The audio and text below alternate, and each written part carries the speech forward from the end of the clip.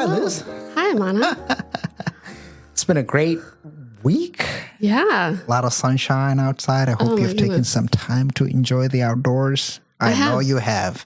A little bit. Not as much as you would think, but yes. And I think what adds to what has been a wonderful week, great weather, the sun has come out. We've also had some really great conversations. Yes. It was a really rich weekend. Yes, it has been. And our episode that we're going to be introducing, the guest we're going to be introducing is Dr. Toni Riley. Fascinating conversation. It was such a wonderful experience, and it was a pleasure to have that moment with Dr. Toni and learn about her background and her recently completed PhD focused on a theme that is relevant to this month, the Juneteenth. Yes. With her PhD, a doctorate in African American studies, specifically the post-Reconstruction era. Yes. I think Reconstruction, and I was reading her description again. It's like Reconstruction, specifically African American communities after and through Reconstruction. Wow. Yeah. And what we could not have been more fortunate to have had a person who can really speak to this topic as we talk about Juneteenth. And all of its complexities. Yeah. And I think it was helpful to have Dr. Toni sort of help clarify my own understanding of the Juneteenth, a little bit of the history, because without proper knowledge, I think we are likely to fall into traps of misrepresenting this really important period in the United States history, and particularly for Black people in this country. Yeah, I think Juneteenth is just such a prime example, and we talked about this in the conversation of being one of those holidays because it's so newly recognized federally that a lot of white people or people who are not Black or African American don't quite understand and maybe don't feel that it deserves to be a federal holiday. Or that if you're from Texas, maybe you feel like, well, the Black people always celebrated this, but I didn't. And so I think this conversation is important as a starting point, perhaps, and as like a gateway for people to start to understand that African American history is American history. Yeah. And it's important to understand what life was like for people who were formerly enslaved, and that life didn't just get better for them. It was a lot harder, I think, to figure out what they could do, and a lot of laws were put in place to keep them from being able to really settle down, expand, thrive. And so I loved having Toni on because she could shed light, not just on Juneteenth itself, which is, as she put it, kind of outside of her historical study, but shed light on the after effects of what life was like for the formerly enslaved people. No, absolutely. I think the recency of the declaration of this a holiday as a federal holiday, I think makes it even more important now to really have accurate information, and for a platform such as ours to be the space where we can also provide information, share information to highlight what are the different ways that we can honor and celebrate, and also take a moment to reflect on this American history. Yeah, it's a great conversation, and I hope you all enjoy it. All right. Okay. We have Dr. Toni Riley with us. And Toni, I'd love for you to introduce what you studied, what you're a doctor in, and a little bit of your background, if you don't mind. Sure. So, yes, I'm Dr. Toni Riley as of December. Awesome. Yes. So I am kind of from everywhere. So I grew up really on the West Coast, or was born on the West Coast, but grew up on the East Coast Ohio and North Carolina mainly. And then I kept going further south. My dad was always like, are you just going where it's hotter? So I went down to Louisiana and spent a lot of time there. So I'm a first generation college student, which I'm really proud of. I went to college in North Carolina. I got my undergraduate degrees in history and political science. Awesome. And I got my master's in history as well. And that is where I visited New Orleans and really fell in love with the culture. And I remember Hurricane Katrina happening when I was in high school, but I obviously kept hearing about the lower Ninth Ward. And I was like, this had to have existed like before now that we're talking about it. And so my master's history thesis was actually all about that neighborhood pre-Katrina and seeing everything that they actually tried to do that shouldn't have been difficult at all. It was things like getting a stop sign in their neighborhood. And so hearing about the way that the government really intentionally separated them from the city, and unfortunately how we knew for a long time that a storm like Hurricane Katrina was going to happen and that those were going to be the most vulnerable people, especially talking about a population where if you've been to New Orleans, everyone loves it. They love the culture. And for me, it was like, well, how could you also want to take these people off the map and kind of lose that? And so while everyone was super familiar with Hurricane Katrina, for me, it was actually about seeing, unfortunately, how terrible they were treated. But I actually really got into city planning. And around that time, just kind of started noticing that obviously this is a trend, right? Like we see it with the way that federal highways were built, and you can almost find a neighborhood in every major city where this is true. And my advisor was from Chicago, and we kind of started just like planning cities where this happened, and these African-American neighborhoods were really just like devastated. And so I kept studying in New Orleans. I was really into urban studies, and there I started working for Tulane University, mostly a private white institution, but it's a great school. And they were really trying to increase their diversity at the time. And for me, it was all about giving the information to get into college. Like my parents didn't go to college, but of course they always told me like, it's important. Like, I don't know what to tell you to do, but you got to figure it out. And I did, but I just wanted to give the information. So, I got into college admissions and I really loved that and enjoyed that. And I did some continued work with mostly selective private white institutions. And then I started working with minority serving institutions who already had the, belonging part down, but it was really just more like organizational structure, like improvement. So it was things just around communications and processes. And that led me to an offer here at Alaska Pacific University with admissions, as they were on their journey, still are, to become a tribal university. All right. Yeah. So we're just our neighbors. Okay. So. Yeah. So I worked with them for a number of years. I became their dean of student enrollment services under their provost. And so I oversaw admissions and financial aid and marketing and communications. And again, it was just all about expanding access to education. Right. Obviously, I think it's really important. I'm probably going to be a lifelong student. I just love it. I have taught history. African-American history was my favorite to teach. I taught it in Louisiana at a community college. And what I loved most about it was that the stories and things that we were studying, that what I constantly heard from the students was, I have never heard this before.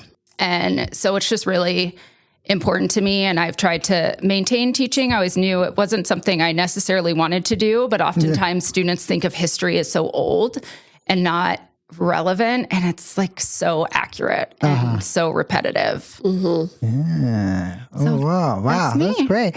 And so tell us a little bit about, growing up, you've touched a little bit on that, but, how's it, where do you grow up? How was it like for you to grow up? And how did that kind of lead to your interest in those subject areas? So very interestingly, I grew up in Bowling Green, Ohio. So My mom is from California, and that's where we were born, but we left when I was fairly young. So we moved to Bowling Green when I was in kindergarten, and my brother went off to the military. He's literally 18 years older than me.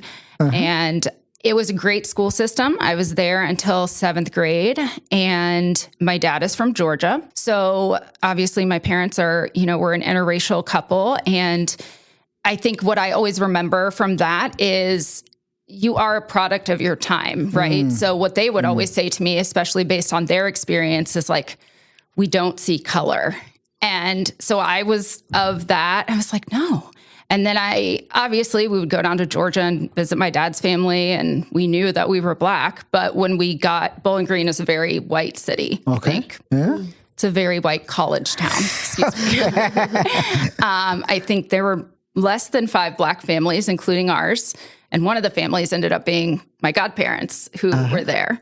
And when we went to North Carolina, we were in Jacksonville, North Carolina, which has the largest Marine base. So tons of culture, tons of people, right? And so I got there in 8th grade. That had middle school. My sister got there her junior year of high school and was not happy. There's just a lot of different people. It was very different from where I had been in Ohio. And it was a bit of a culture shock, honestly. And I loved history then, but I definitely remember when we talked about slavery, it was always, especially being in North Carolina, which is like the South. So it was always about like economic opportunity. And it was still like, if you go to college, you can pull yourself up by your bootstraps, whatever. So I remember I applied to 2 colleges, and I really always wished that I still had my financial aid letter from the out-of-state college, because I think I just didn't know how to read it. So I picked the state college. It was on the opposite side of the state, which is Charlotte. And if you're familiar at all with North Carolina, it's a very interesting state, because Eastern North Carolina, where I went to high school, is very rural. It can be very Republican. It can all those things. And Charlotte is the more like progressive, it's banking. Now everyone from New York and New Jersey are there, but they would call them like, that's the liberal side of the state. And Charlotte now has like changed drastically since I've been there, but I spent 6 years there, and even I studied history and I loved it, but I still had this notion of slavery, not as like an economic benefit. But I always tell people that, unfortunately, as people of color, and if somebody hasn't experienced this, I'm very happy for them, that you will have an experience where you finally realize that people see you differently. And I never did, because I obviously had a lot of white friends based on the environment that I had grown up in, and thought that, as my parents said, like, we don't see color. And I thought that's how everyone was until I got to a city, and I was like, why did this happen to me? And I would hear my dad talk about racism, even though he would say that, especially in his work. And I just didn't understand it. And I remember calling him and crying and saying, like, I'm really sorry that I did not understand. And what was really interesting is this was around the time that I really thought I was going to be a lawyer too. So I had done my LSAT. This was before I got into my PhD program. And it was around the trial of Trayvon Martin. So it was like all these things at once. And I really thought that the way that I was going to change the systems would be through law. And then that happened. And I applied to one graduate school, that PhD program. I went to my advisor and I was like, I'm not ready. Like, that's not my direction. I want to keep studying this. I think education is important. And we looked and we found one, and it happened to be in New Orleans, which is obviously where I was doing my master's thesis on at the time. And I wanted to continue that work. Unfortunately, history does move slow. So at the time I wanted to continue the work, but New Orleans was still, and that neighborhood really was still rebuilding, and the history was happening like in real time. So in 2 or 3 years, I could probably go back and write that dissertation and what I was actually interested in terms of the redevelopment of that neighborhood and where those people landed. But it was too soon, pretty much. So my focus for my dissertation was actually on Hispanic serving institutions, and specifically around the grants that before this administration, they had a lot of access to, and just how they were using those grants, how institutions were using them differently. Again, because we know that minority serving institutions have the sense of belonging side down. And it was just very fascinating to see how some were using it towards things like academics and advising and programming. And some were like, oh, well, that's questionable if that is like what the intent of that grant was. So I was really looking to see if over time, if those universities that had been designated Hispanic serving institutions and were getting these grants, like what was the impact on their graduation rate for this population as one that, was projected to be like our largest percentage, probably until recently. That would be a huge part of our workforce. At the time was kind of some of the population that was also educated the least. And in the US, like they want a higher economy. So it's like if they wanted a higher paying job, in theory, they would go to college, and this population wasn't. And that was the goal of the grant. So that was what I looked at for my dissertation. Yeah. Wow, that's wonderful. Yeah. I love that your thesis and your doctorate is around such diversity, in spite of the fact that we're here to talk about Juneteenth, because Juneteenth is specifically kind of a moment in time that is historically celebrated by Texans, like you were saying. And now it's grown into a national holiday. And so we wanted to ask you questions and talk about specifically the history of Juneteenth and how that came about, but then also hopefully kind of move into the after effects of, because obviously like everybody's heard of hopefully Reconstruction and all of that, but there's a lot of alternative histories. There's the revisionist histories. There's the white perspective of Reconstruction that you hear about a lot, which was like, the Industrial Revolution then came, and then prosperity and the Gilded Age. But we overlook what the cost was of that white prosperity on the minority cultures, especially on formerly enslaved people. Yeah. And so it was interesting, again, when you asked me to do this, because like we're history people, right? So we're like, I have my area. And then I went back and was just like looking at things and kind of pulling things from graduate school. And like I said, I started listening to this book, Juneteenth by Annette Gordon Reed. And she was talking about some things. And I was like, oh, I remember that.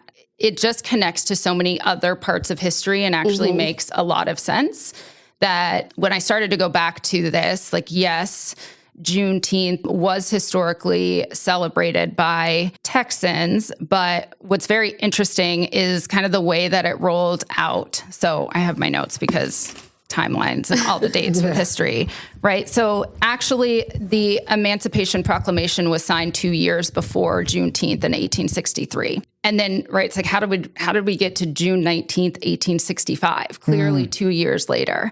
And what's so funny is, like we had talked about before we started recording, is that when we think about Texas now, we think about it, well, as Texas, but also like more of the South or like Southeast. At that time in American history, Texas was really considered the West. And so there weren't a lot of people there. And of course, it's not like today where you send a text message and you're good. The Emancipation Proclamation happened, and it actually took 2 years for this information to get to Texas. And that is because, could be for two reasons, but one of the big theories is that, it's not a theory, is that a lot of white slaveholders just kept it a secret and allowed slaves to continue working. And it didn't happen until General Granger came in on June 19th, and that's when he landed in Galveston to tell the slaves that they were actually free. And so over time, it's turned into, for Texas, who did make it a holiday in 1979. They kind of started celebrating it, of course, unofficially in the African-American community through what we always do, right? Food. So, festivals, picnic, church, it was a celebration in their community. And it did get bigger because Texas is a proud state. And so it was something, which is very interesting, but like it was something that at least the African-American community really fought to preserve. And one person in particular who had a lot to do with the pushing for Juneteenth to actually become a federal holiday was Miss Opal Lee. And she's considered the grandmother of Juneteenth. But the story behind that is actually really sad. And it's because her family, she was living in Texas, and they moved to a predominantly white neighborhood in Fort Worth when she was 10. And 2 years later, there was a mob of white rioters that burned their family house down on June 19th. And she tells the story about how she obviously recognized the significance of the date. And I think this leads right back to the beginning of our conversation, is that everyone has their own histories or see the way that events are meaningful to them. Because right on her side, she saw it as meaningful because slavery had ended. And likely to the white rioter side, they're like, you're taking away our way of life, or we see you as a threat because how did you, of all people, get into my neighborhood? And so for me, as like an urban studies planner person, I'm like, in redlining and all of the things that came during this time and through this time, I'm like, oh, it just all like culminates into this big thing. And so it has become more prominent in American society. I remember really celebrating it on my second HBCU that I was working with, Virginia Union University. And it was such a proud day. And I loved it. I celebrated it with my admissions team, and it was during COVID time, but it officially became a holiday under President Joe Biden in 2021. And then after that, Opal Lee, whose family and the fire, she was actually nominated for a Nobel Peace Prize around her work to try to get this as a recognized holiday. But is she still alive, or like what time period was this when all of this was happening to her? So this was in the 1890s. So like at this point in Texas, 1870 or 1979. So it was before it became an official Texas holiday. No, 19. It had to be 19. Sorry. Yeah. I'm on my wrong page. That's okay. But 1939 is when it was for her. So still a couple years before it became a holiday in Texas. So she advocated for that when she was like older, just in the state of Texas, and then ultimately took it larger on like a federal level, which I also remember, people had thoughts about when it became a federal holiday. And some people are off, some people are not. And it's a conversation that I think sparks and happens, every year. And we're back here again at a very interesting time. Great. Thank you for that history. Just very detailed. And myself, I actually, I wasn't born in the United States, and having, been here now close to 15 years, the discussions around Juneteenth, I didn't hear those until 2019. In fact, I'm wearing a T-shirt that's exactly for that first day that I started really, learning more about it. And I think based on just how the sort of the public opinion right now is, there's been more recognition. Right, this growing recognition, of course, at the federal level, and the recognition of it as an official holiday. Just recently, in fact, as it relates to the 2020 and the whole George Floyd discussion, and this sort of, there was an awakening of some sort around social justice and issues around that. All right, it's really, unfortunately, a time when there's this kind of this national recognition. But it also echoes, I think, that delay in the information. Right? There are people who have this information, but of course didn't want it to be shared. And that's why we, in Texas, 3 years later and so on. But it sounds like there's now a recognition. What is your take in terms of, what is changing? At the federal level, of course, the president absolutely Joe Biden doing that, has done that. What are you seeing that is changing in the community that is, and are people now more aware? Is there more awareness being raised in schools and colleges, as, you've worked in? I mean, maybe HBCUs, but what else is going on? Are you seeing more recognition of this holiday? So I have lots of thoughts. I think I'm seeing more recognition, and definitely the movement towards a federal holiday shined a light on it. But at the time, many people still did not know what it was, which, if that's what makes people get into it, for me, it's like, if that is enough. However, I think what's happening now is very different than what was happening when it became a holiday in 2021. Yeah. And it's almost the opposite. And this is why I think history is so important. And you have to know, even if I have my area of history, the way that this connects and repeats itself, because I think we are moving right now in a direction under our current administration to back to that delay of information and not sharing it unless you are in the spaces where people recognize it and people are proud of it. And that doesn't happen everywhere. Here in Anchorage, we're fortunate enough to have the Juneteenth celebration, and some cities do it very prominently. And at the same time, a lot of people on the opposite side of this really show their hatred towards it. And I think you're starting to see that already as we approach the holiday, that there are discussions about it being a federal holiday again, if it should be, if our current president is going to cancel it.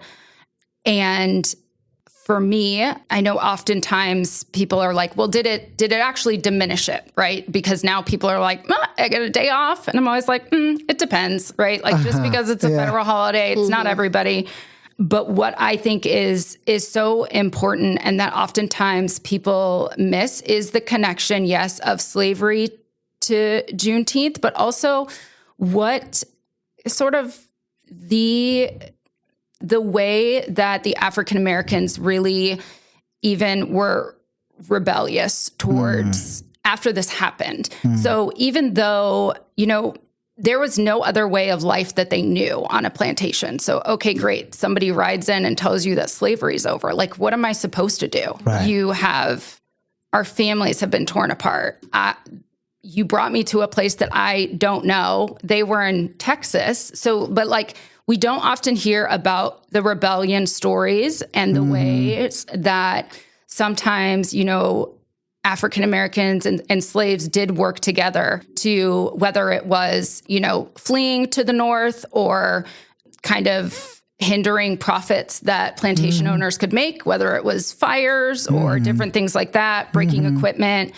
And for me, I think that's really important because we're already having discussions, right, about what shouldn't be taught in history. And now I am on the other side of college admissions, and I'm in public K-12 education. And everyone asks me what my job is. And I'm like, to teach people to be decent, nice people, which is actually really hard. But I think really the importance and significance of it is at the forefront of the Black community's mind because of what it represents. And those continued struggles, like slavery happened, okay, but it's like, what came next? Yeah, Reconstruction. But then we had Jim Crow. We had civil rights.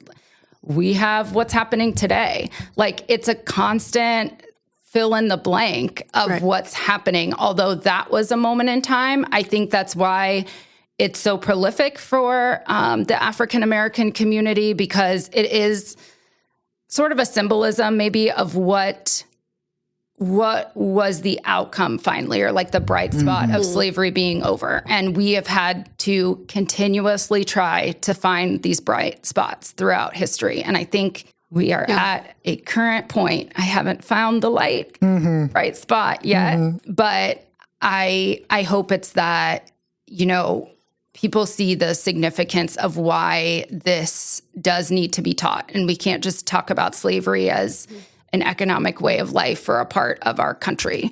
We created a system and we labeled people lower than a full person. Right. And that has had real consequences in our society. And we don't like to talk about that for whatever reason, although we love anyone who's resilient. Right.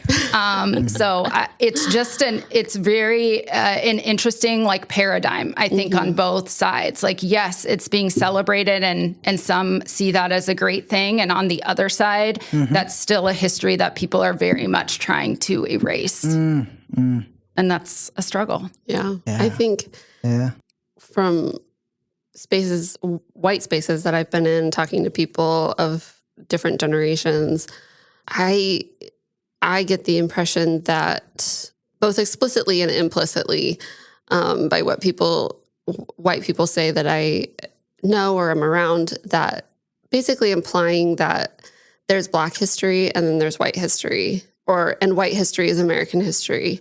And so to say like, well, why do I have to celebrate Juneteenth as a white person? And you're like, because this happened in our country. This was a pivotal moment in our country. And after we had coffee and talked about this, I was thinking about just my question around like, why are we celebrating Juneteenth, which is basically like, are we celebrating the fact that like Texas, people who were slaves in Texas finally heard the news. And so then they were like, well, we have to celebrate it. And so we're all like, instead of celebrating like the Emancipation Proclamation and like when slaves were actually freed. And then realizing, of course, that, well, a huge part of that is to appease the South, because suddenly you have to, with a civil war, you have to figure out how to reconcile. You have to figure out how to like maintain unity or bridge those gaps. And slavery and Black people and minorities have always been the scapegoat in that. They're not they don't get to be part of that unity. And because the enemy of my enemy is my friend. And and actually reading the history from a Black perspective, I have started, to realize more and more that it was never about slavery to begin with. It was about unifying around similar, states' rights versus federal, and the ability for specifics as America continued to expand, and correct me if I'm wrong, as America continued to expand, each of those territories that would potentially become states had to decide, are we going to be a slavery state or not a slavery state? But it was never around making Black people equal with white people. No. It was never, because even abolitionists were looking for ways to like, okay, we don't believe that slavery is moral anymore. However, we also don't want them to stay here. So you had... Lincoln was very clear about that too. Lincoln was very clear about that. But where you had like plans around like, let's send them back to Africa. And so you had like Sierra Leone. And, and if you don't know that history, it's fascinating and you should look it up.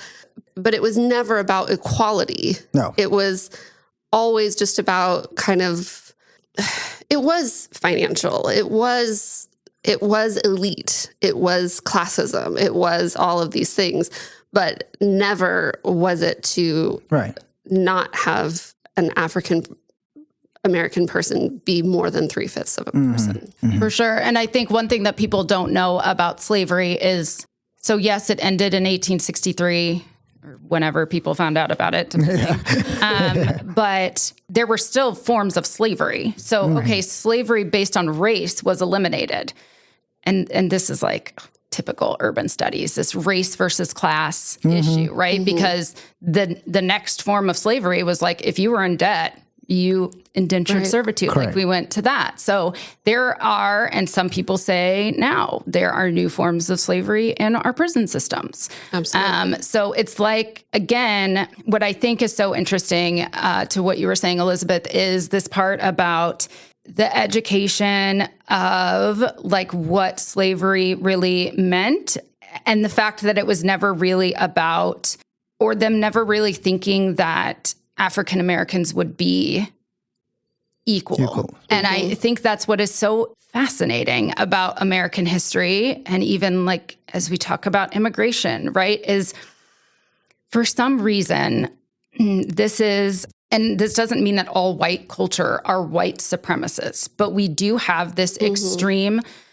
subset of this culture that sees that. And if we do not educate children, whoever they are, right? Because now they're in this vulnerable world talking to, we don't even know who they're talking to on the other side of the screen, but this is an ideology that if you can't recognize it, you don't even know that that might be something that you are being introduced to as a young white child.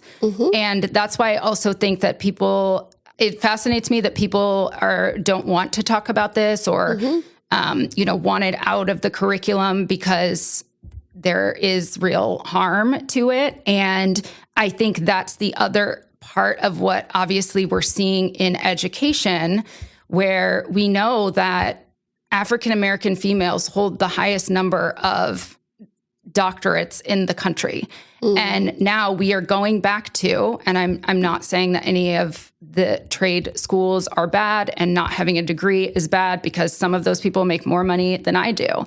But it's just very interesting to me when you put the system of education together and what's happening with the federal student loans, like you are taking away the access because we were never meant to have the access. Right. And there's something about even the like shifts in the population.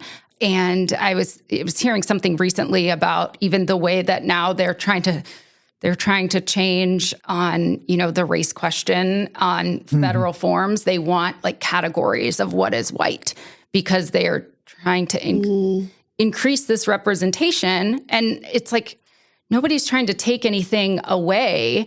And also, how can we say that African-American history isn't our history when either way, it was so ingrained into your society, and the way that a lot of Southern plantations now generationally, even though those are gone, why you are where you are. Right. And when we talk about equity, that is, you started here and I started back here. Right. Even if I went to college and have that degree, I might be here, but you're still here. Right. And I think that those are things that, for me, Juneteenth kind of represents these two pillars when I was thinking about it. And one of them for me, I think, is in the Black community, more of the celebration of resistance and what that looked like, especially because people don't really hear about that. And it was something that Black people were very proud of based on the system.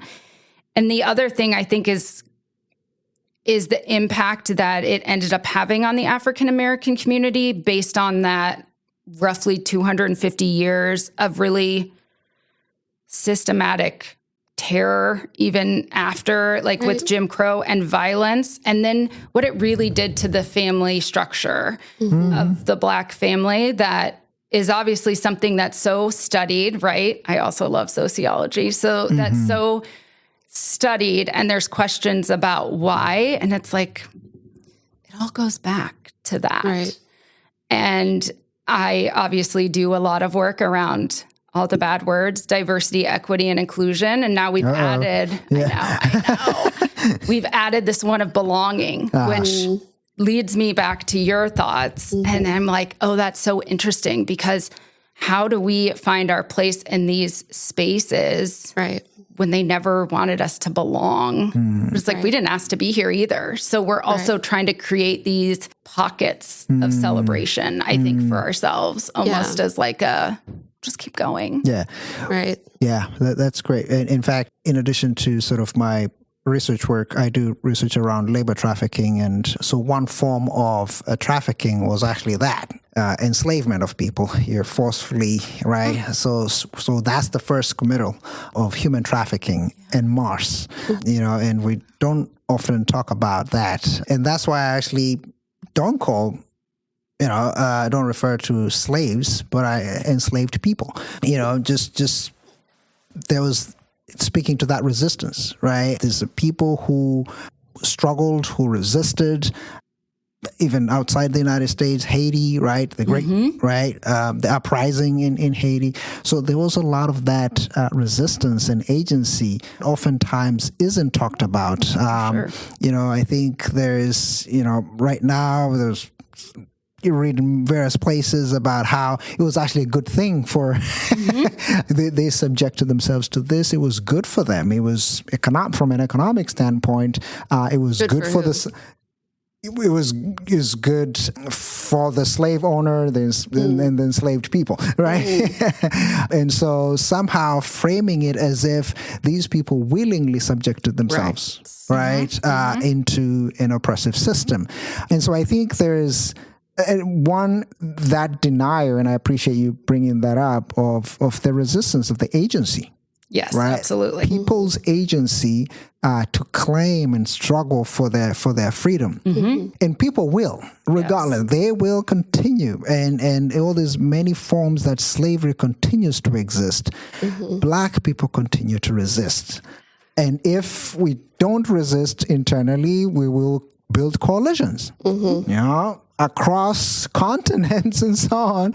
But I think the story of agency and resistance needs to be talked a lot more, to be appreciated. And even through that bondage, Black people united and still went on to build prosperous lives, right? Yeah. In addition to all that, right? So I think, that resistance is something that I don't hear a whole lot, and agency that the Black people have. Yeah, and it's very interesting. And honestly, this is what I was thinking about with education. And so I wrote something down when you were saying that is, I think that is the bright spot is there's this narrative that white people saved Black people, right? Like they wanted to be slaves. They wanted to, and then it's love like that narrative. Yes. It's like, this is good for you. Yes, my quote is like, I think for Black people, it's like, white people did not save Black people, right? Like and that's the reason why they didn't want you to hear about the rebellions is because they didn't want somebody else to do it. Right. And I think it's so fascinating. This episode might not be published. I know, we're going to end up like on NBC or something. You guys are going to become like editing masters after this one. So, apologies. But I hear what you're saying, and I think about kind of what's happening now when, you know, this new election happened and everyone is kind of like, you voted for him, don't come over here. Like that is almost the rebellious point right now is like, I just want you to see how bad this can get because unfortunately, in different ways, we have lived this life for a very long time. Right. Some of you are being introduced to it. Some of you think it's great, which whatever that over there. But we're not talking about that. It is very interesting. And I think that is something that for Black people, that is why it is a point of pride to say too, like, you didn't save us. And although you withheld that information from us for 2 years, some people did share the information through those networks. And of course, the only reason why I know this, and of course, it really depends on, because I didn't hear any of this in high school public education history.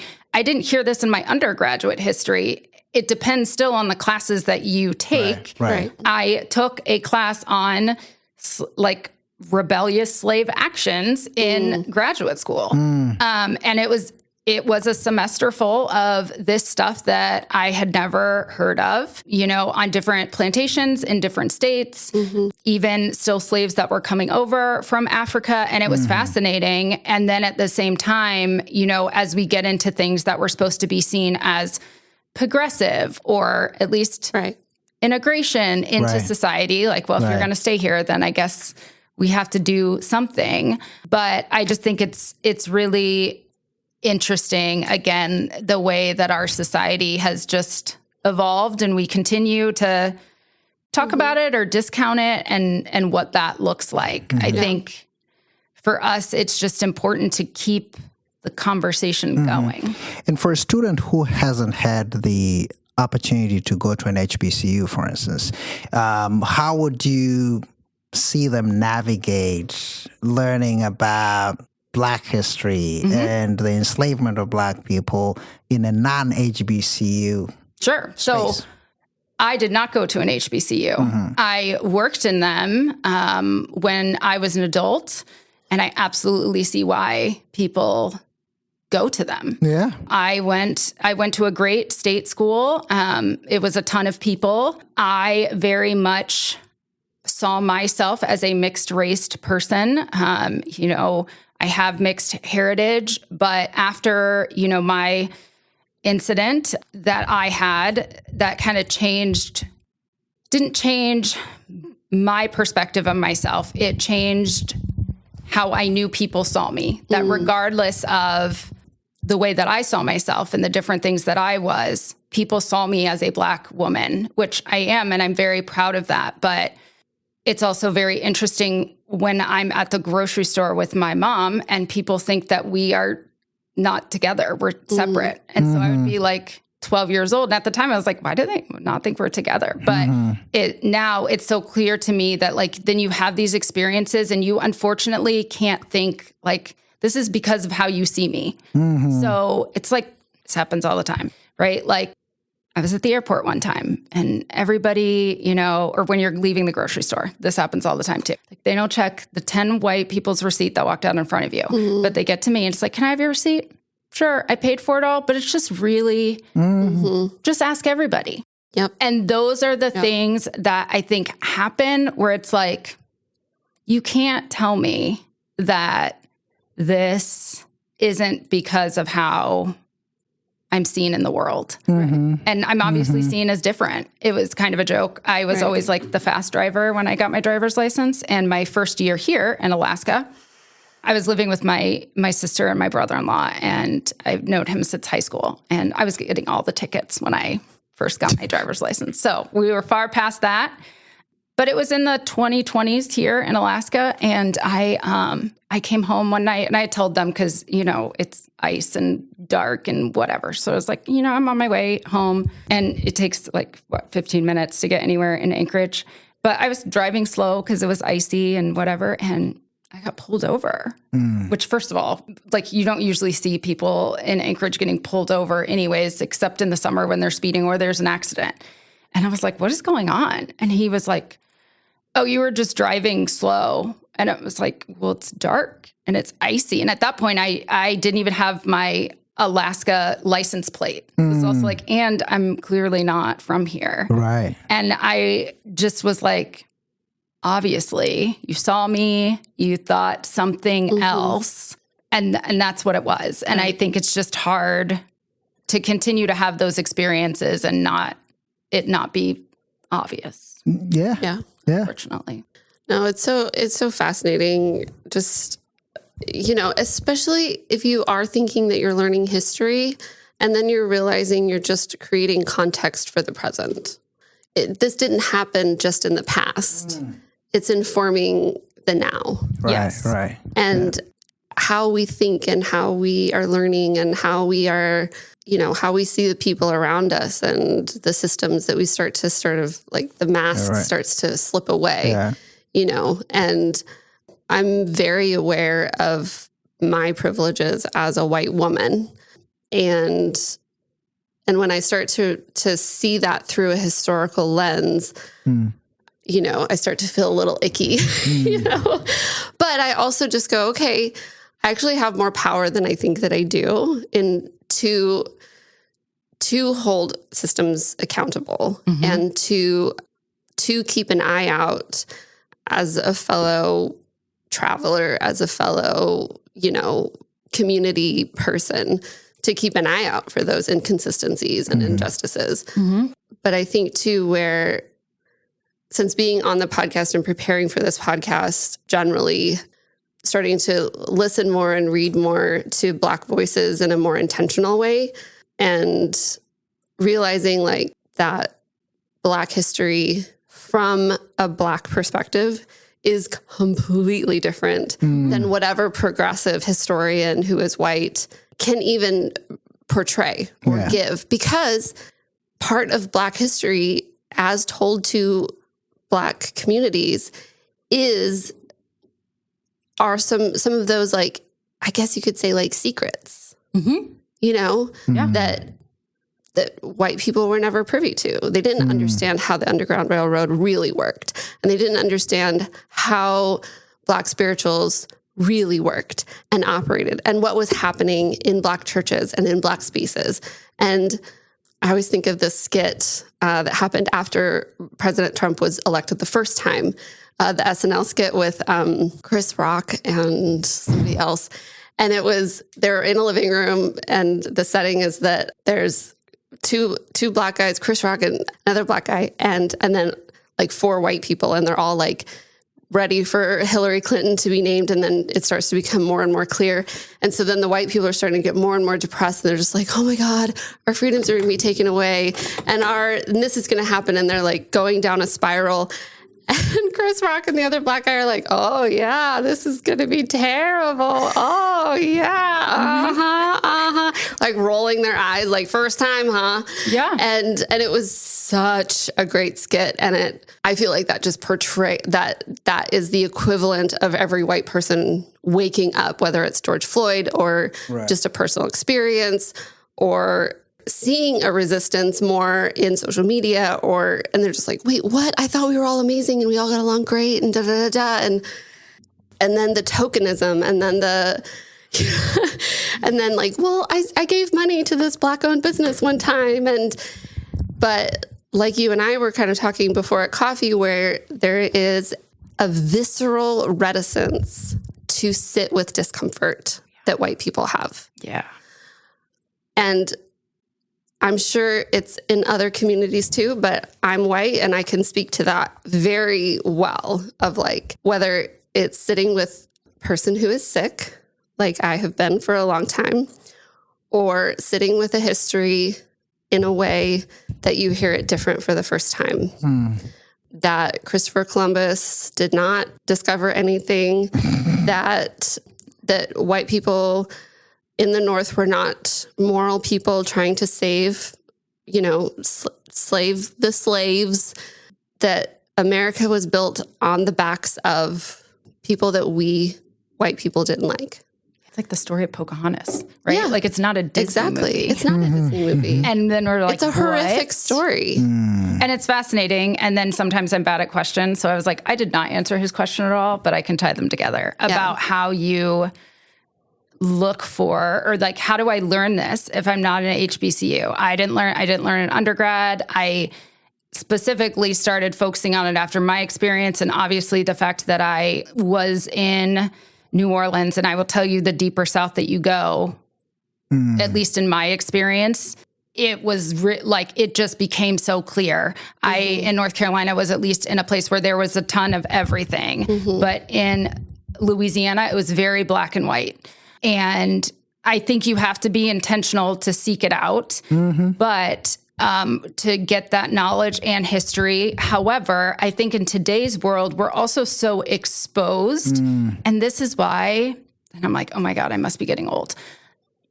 I'm so excited about the younger generation because although they are exposed to a lot, with us, like we had to intentionally seek it out. For them, it's there, whether good or bad, because sometimes we film all of the things. But even as I'm thinking about like what you are saying about, this point in history and what we think about it, and people just not being comfortable with discomfort. And this is absolutely true. Again, in all of the diversity work that I do in equity and inclusion, people are uncomfortable. That's why they don't like it. Yeah, because it's disruptive. Yes. And what they think we teach is also very interesting to me, because I'm like, it's really you reflecting on yourself. And it's not, I don't know why we have this like notion that it's bad. Like you learn, when you know better, you do better. That's it. Right. Like I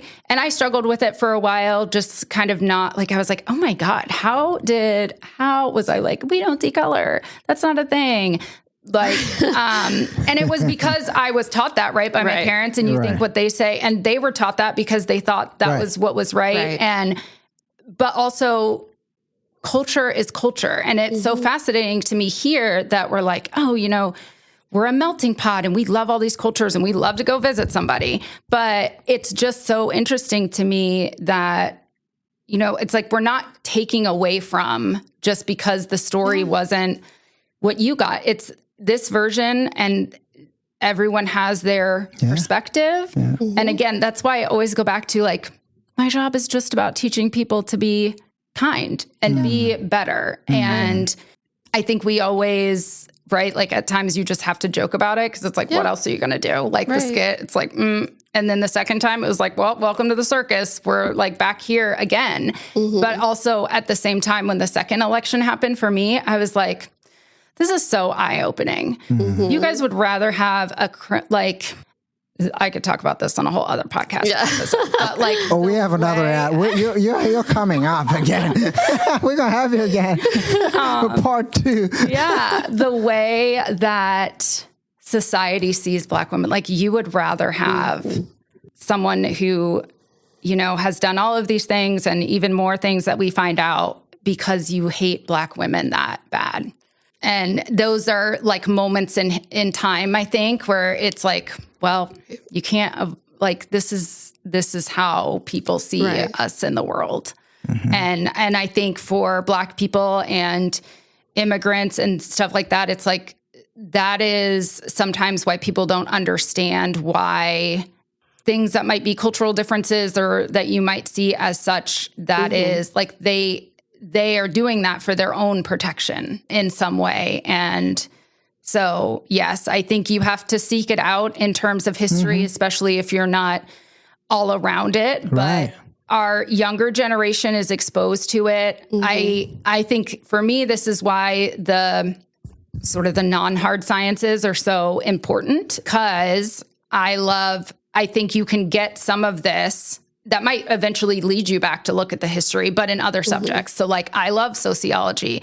I didn't know what urban studies was when I signed up for it, but I loved it. And it was really a combination of, you actually see remnants of this in anthropology. You see it in sociology, even economics. This one class, or my first PhD class that I took my first semester, it was a book on kind of immigration into cities, but around other like Italian Americans and things like that. But it was called Working Towards Whiteness. Mm-hmm. And it was similar to what we talked about with the race categories trying to change. But like, it's like you could be anything else, just you don't want to be brown. And it's just, so it's like you can get exposed to it in other subjects, I think, you know, not math but there are other kind of that I hope kind of would lead people back. Mm-hmm. And I think to bring us back to where we're supposed to be, I think that is still why it is a pride point, and almost like especially right now, like we're still going to do this. Yeah. We're still going to have our celebration. Yeah. And we know that you're going to hate it, but like, we're going to do it. So what I'm hearing is that there is space in the melting pot for all stories, all kinds of stories. We can listen to these different stories. And I think that's the pride of America, right? Is that we, as uncomfortable as it might be, we can listen to stories and also learn. That's wonderful. In fact, so when I went to school in Tanzania, and I studied in schools that were, private schools, primarily British education. And you'll be surprised that it wasn't until I got to university, majored in sociology, and I got introduced to African thought. And it was a class on sociology of knowledge, but specifically looking at African thought. And it was there that I really got to learn more about Black history in the United States. And these ideas of those negritude, this African philosophy and so on, but driven a lot by people who were struggling, the struggle in America, and how that changed the African continent. And that led to the independence of a lot of these African nations. It was actually the agitation and the organizing that started in the United States by Black Americans, and moving, into Africa and building coalitions to resist and claim independence and so on. So But again, it's because I was exposed to that. You being open to learning different sources of knowledge and different cultures and so on. So Yeah. And that's for me why I think education is always, it's so important. And again, like I know my parents told me that I was going to go, and it's just knowledge. And, you know, for some reason, there's this interesting like dynamic where people feel like, you know, when we talk about these bad things in America, that means we can't be like, have pride and nationalism. Right. And that is absolutely not true for me. I come from a military family. I'm, you know, was very proud to be part of this country,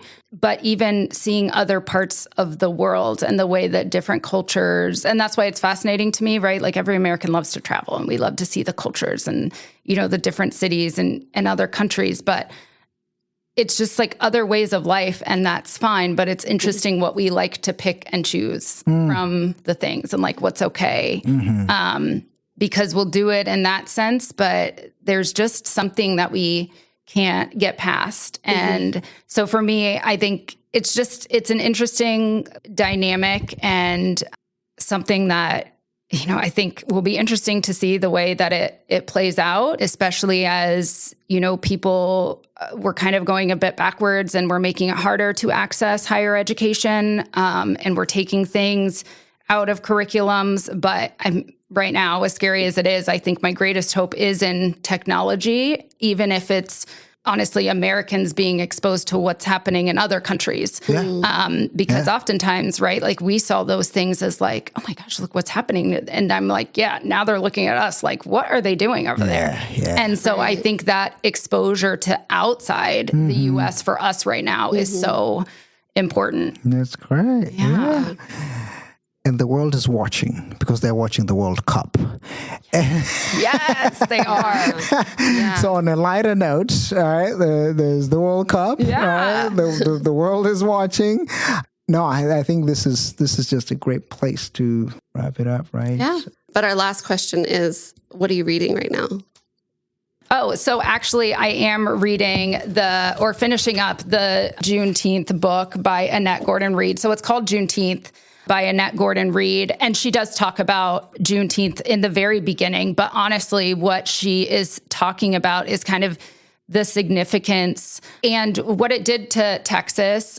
Just, again, based on the way that we think about Texas right now and how prideful it is and the way in geographically where we think it is. But she kind of talks about a lot of the things that why Juneteenth ends up being so kind of impactful still today, even for African Americans, based on even the struggles that happened after slavery. So right now, that's what I'm listening to in my audiobook. That's great. And I think that's a great recommendation for people to go and pick up and check out. And like you said, educate ourselves and make sure it's by more than one perspective. Yeah. Yes, I love it. Awesome. Well, thank you. Thank you so much. Thank you for having me.